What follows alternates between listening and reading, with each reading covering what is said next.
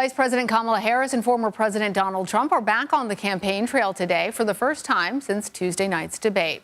Harris will head to the battleground state of North Carolina, making stops in Charlotte and Greensboro, while Trump will visit Tucson, Arizona. He was last in the state about 2 weeks ago when he addressed immigration at the U.S.-Mexico border. Well, we have team coverage on both candidates. CBS News political correspondent Huey-Burns is in Tucson, Arizona for Donald Trump's campaign. But we're going to start with CBS News campaign reporter Nidia Cavazos in Charlotte, North Carolina, following the vice president today. So, Nidia, Trump won North Carolina in 2016 and 2020. Has something changed to make Harris think that she actually has a chance of flipping it? Lana, it's a combination of factors that has Harris, her campaign, and even the governor of North Carolina, Roy Cooper, thinking that North Carolina is in play and that they have a shot at it.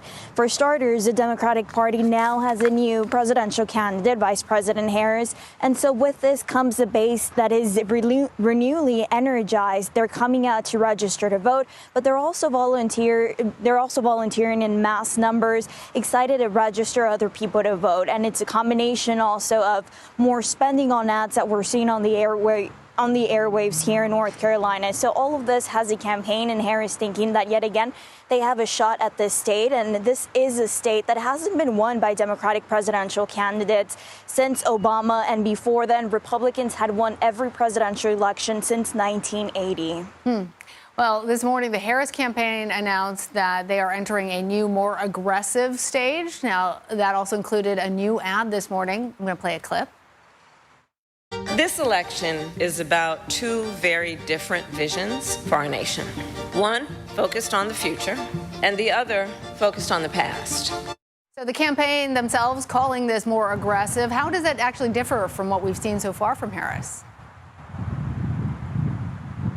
In terms of an aggressive campaign, this is going to include more traveling for Vice President Harris. And while she has been traveling throughout different battleground states, we're expecting more traveling and speaking to some of her campaign officials. This is also going to include more ads across digital and TV platforms.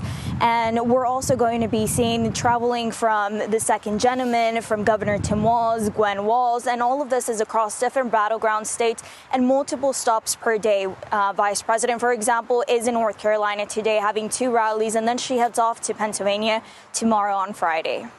All right. Well, I want to also ask you about this because Alberto Gonzales, who viewers may remember served as the Attorney General under the Bush administration, endorsed Harris in a Politico op-ed this morning.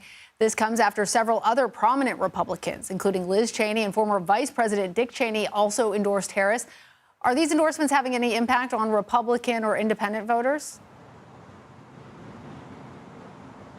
It might be too early to tell at this point if these endorsements are going to be having an overall effect in the general election. But what we do know is that more and more Republicans are joining forces with Vice President Harris. We see this with the former Attorney General under the Bush administration, and we've seen it with the slate of endorsements. And Vice President Harris also pointed to this in the past presidential debate. She referenced this and points to the fact that she claims that Republicans are simply tired of Donald Trump and his playbook. And so this is why we continue to see multiple endorsements. All right, Nidia Cavazos, thank you. Let's bring in now CBS News political correspondent Huey-Burns. So Caitlin, Arizona, obviously a swing state, but Tucson is considered solidly blue. So why is Trump visiting there today? And I'm also wondering, Caitlin, if we expect his messaging in a more liberal area to differ from what he says in more conservative areas. Hey, Lana, great to be with you. Well, this is Trump's 4th visit to Arizona this cycle and his 2nd to the Tucson area in really as many weeks. I was just with him here about 2 weeks ago when he kind of came here, but also to talk about the border and made a trip to the southern border.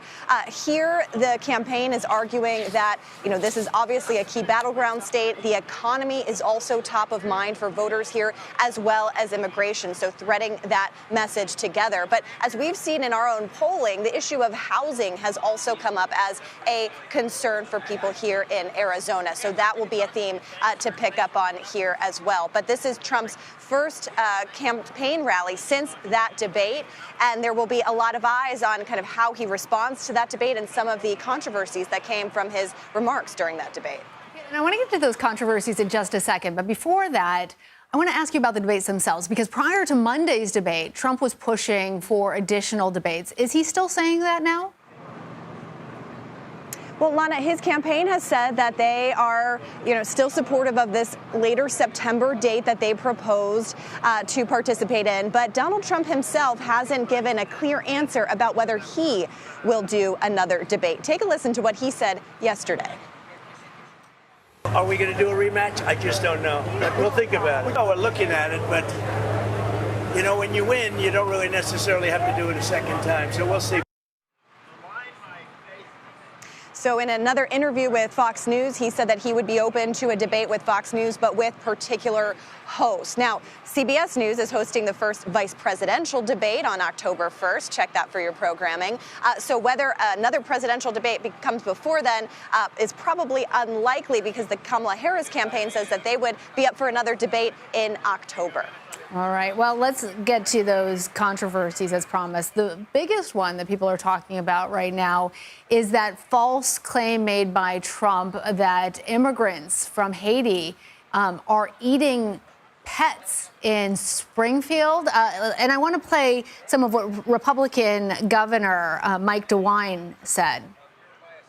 The internet can be quite crazy sometimes. And look, the mayor, Mayor Rue of Springfield, says no, there's no truth in that. They have no evidence of that at all. So I think we go with what the mayor says. He knows his city. Where is this misinformation coming from? Well, Lana, it seems to have started from a Facebook post that has been debunked, but it had been elevated by several Republicans, including the vice presidential candidate, J.D. Vance, who, of course, represents Ohio in the Senate. And he kind of promoted that, and it made it all the way to the debate stage. Donald Trump brought that up willingly, not even baited by his opponent to bring that up. So this is, the campaign is arguing that this conspiracy theory, debunked as it is, brings attention to the immigration problem happening in that particular city, which I'll get to in a moment.